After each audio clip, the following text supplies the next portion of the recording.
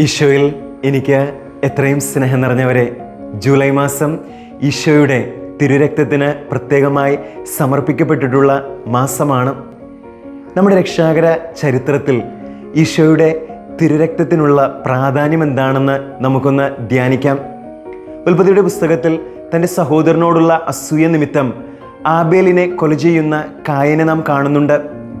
കായലിനോട് ദൈവം ഇപ്രകാരം അരുളി ചെയ്യുന്നുണ്ട്: നിന്റെ സഹോദരൻ്റെ രക്തം മണ്ണിൽ നിന്ന് എന്നെ വിളിച്ച് കരയുന്നു. ഭൂമിയിൽ ആദ്യമായി ചിന്തപ്പെട്ട രക്തത്തുള്ളികൾ തൻ്റെ സഹോദരനെതിരെയുള്ള പ്രതികാരത്തിന് വേണ്ടിയാണ് ദൈവത്തെ വിളിച്ച് നിലവിളിച്ചപേക്ഷിച്ചതെങ്കിൽ, കാൽവരിയിൽ ചിന്തപ്പെട്ട ഈശോയുടെ തിരുരക്തം സകല മാനവരാശിയുടെയും രക്ഷയ്ക്ക് വേണ്ടിയാണ് പിതാവിനെ വിളിച്ച് നിലവിളിച്ചപേക്ഷിക്കുന്നത്. അന്നു മുതൽ ഇന്നുവരെയും സമയത്തിൻ്റെ അന്ത്യം വരെയും ലോകത്തിൻ്റെ വിവിധ ഭാഗങ്ങളിലെ ബലിപീഠങ്ങളിൽ ചിന്തപ്പെടുന്ന ഈശോയുടെ തിരുരക്തം ഓരോ നിമിഷവും പിതാവിനോട് പ്രാർത്ഥിക്കുക മാനവരാശിയുടെ രക്ഷയാണ്. പുറപ്പാട് പുസ്തകത്തിൽ ഇസ്രായേൽ ജനത്തിൻ്റെ പുറപ്പാട് യാത്രയെ നാം വായിച്ചറിയുന്നുണ്ട്. പുറപ്പാട് യാത്രയ്ക്ക് മുന്നോടിയായി ഇസ്രായേൽ ജനം പെസഹ കുഞ്ഞാടിനെ കൊന്ന് അതിൻ്റെ രക്തം തങ്ങളുടെ ഭവനങ്ങളിൽ തളിക്കുന്നുണ്ട്. അങ്ങനെ പെസഹ കുഞ്ഞാടിൻ്റെ രക്തത്താൽ മുദ്രിതമാക്കപ്പെടുന്ന ഭവനങ്ങൾ സംഹാരദൂതനിൽ നിന്ന് അത്ഭുതകരമായി രക്ഷപ്പെടുകയാണ്. എന്നാൽ ഏതൊരു മനുഷ്യൻ്റെതാവട്ടെ മൃഗത്തിൻ്റെതാവട്ടെ ഇവരുടെ രക്തത്തിനൊന്നും മാനവരാശിയെ നിത്യമായി മരണത്തിൽ നിന്ന് രക്ഷിക്കുക സാധ്യമായിരുന്നില്ല. എന്നാൽ ഈശോയുടെ തിരുരക്തത്താൽ നമ്മുടെ ജീവിതങ്ങൾ മുദ്രിതമാകുമ്പോൾ മരണത്തെ എന്നേക്കുമായി അതിജീവിച്ച് നാം ഓരോരുത്തരും നിത്യതയുടെ ഭാഗമായി മാറും. പഴയ നിയമത്തിലെ പ്രധാന പുരോഹിതൻ പാപപരിഹാരത്തിൻ്റെ ദിനത്തിൽ തൻ്റെയും കുടുംബത്തിൻ്റെയും പാപങ്ങൾക്ക് പരിഹാരമായി കാളക്കുട്ടിയുടെയും അതോടൊപ്പം ഇസ്രായേൽ ജനത്തിൻ്റെ പാപങ്ങൾക്ക് പരിഹാരമായി കോലാടിൻ്റെയും രക്തവും പേറി ജെറുസലേം ദേവാലയത്തിലെ അതിവിശുദ്ധ സ്ഥലത്ത് പ്രവേശിച്ച് പാപപരിഹാരം ചെയ്യുന്ന പാരമ്പര്യം ഇസ്രായേൽക്കാർക്ക് ഇടയിലുണ്ടായിരുന്നു.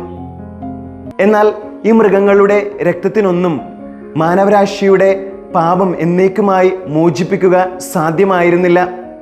എന്നാൽ പുതിയ നിയമത്തിലെ പ്രധാന പുരോഹിതനായ ഈശോ മൃഗത്തിൻ്റെ രക്തമല്ല, മറിച്ച് യാതൊരു പാപമോ മാലിന്യമോ ഏശാത്ത തൻ്റെ തന്നെ രക്തവും പേറി കാൽവരിയിലെ കുരിശിൽ തൻ്റെ ജീവിതം പിതാവിന് ബലിയായി സമർപ്പിച്ചുകൊണ്ടാണ് നമുക്കെല്ലാവർക്കും നിത്യമായ രക്ഷ നേടിത്തന്നത്. സുവിശേഷങ്ങളിലൂടെ നാം കണ്ണോടിക്കുമ്പോൾ ഈശോയുടെ ജീവിതത്തിൻ്റെ വിവിധ മുഹൂർത്തങ്ങളിൽ തിരുരക്തം ചിന്തപ്പെടുന്ന വചനഭാഗങ്ങൾ നാം ധ്യാനിക്കുന്നുണ്ട്. പരിച്ഛേദനത്തിനായി ഈശോയെ ജെറുസലേം ദേവാലയത്തിൽ സമർപ്പിക്കുമ്പോഴാണ് ആദ്യമായി അവൻ്റെ തിരുരക്തം ചിന്തപ്പെടുക. ഗത്സമനിൽ ചോര വിയർത്ത് പ്രാർത്ഥിക്കുന്ന ഈശോയെ നാം ധ്യാനിക്കുന്നുണ്ട്. പിലാത്തോസിൻ്റെ പ്രത്തോറിയത്തിൽ ചമ്മട്ടികളാൽ മാരകമായി ഈശോ പ്രഹരിക്കപ്പെടുമ്പോൾ അവൻ തിരുരക്തം ചിന്തുന്നുണ്ട്.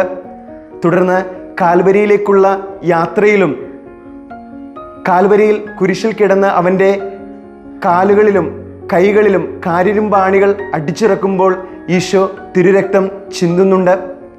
അവസാനം അവൻ്റെ മരണത്തെ ഉറപ്പിക്കാനായിട്ട് പടയാളികൾ അവൻ്റെ വിലാപ്പുറത്ത് കുന്തം കൊണ്ട് കുത്തുന്നുണ്ട്. ആ നിമിഷം അവിടെ നിന്ന് അവസാന തുള്ളി രക്തവും വെള്ളവും ഒഴുകുകയാണ്. ഈ രക്തവും വെള്ളവും പ്രതിനിധാനം ചെയ്യുക പരിശുദ്ധ കുർബാനയെയും ജ്ഞാനസ്നാനത്തെയുമാണ്. ഈശോ അനുദിനം തൻ്റെ രക്തം ചിന്തുന്ന അത്ഭുതകരമായ കൂദാശയാണ് പരിശുദ്ധ കുർബാന. സ്നേഹമുള്ളവരെ, നമുക്ക് ജീവിക്കുക അന്ധകാരം നിറയുന്ന ഒരു ലോകത്താണ്. യുദ്ധവും കൊലപാതകവും ചതിയും വെറുപ്പും മൂലം ചിന്തപ്പെടുന്ന നിഷ്കളങ്ക രക്തങ്ങൾക്ക് യാതൊരു കണക്കുമില്ല. കാൽവരിയിൽ ചിന്തപ്പെട്ട ഈശോയുടെ തിരുരക്തം നമുക്കും സ്വർഗത്തിനും മധ്യ നിന്ന് നമ്മുടെ രക്ഷയ്ക്കായി പിതാവിനോട് നിലവിളിച്ച് അപേക്ഷിക്കുന്നുണ്ട്.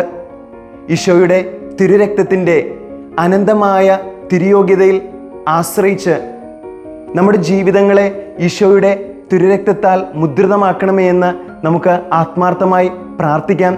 അങ്ങനെ അവൻ്റെ തിരുരക്തത്താൽ മുദ്രിതമാക്കപ്പെട്ട നമ്മുടെ ജീവിതങ്ങൾ അവനോടൊപ്പം അവൻ്റെ നിത്യതയുടെ ഭാഗമായി തീരും. ഇതിനുള്ള കൃപ നമുക്ക് ഓരോരുത്തർക്കും ലഭിക്കണമേ എന്ന് നമുക്ക് ആത്മാർത്ഥമായി പ്രാർത്ഥിക്കാം. ആമേൻ.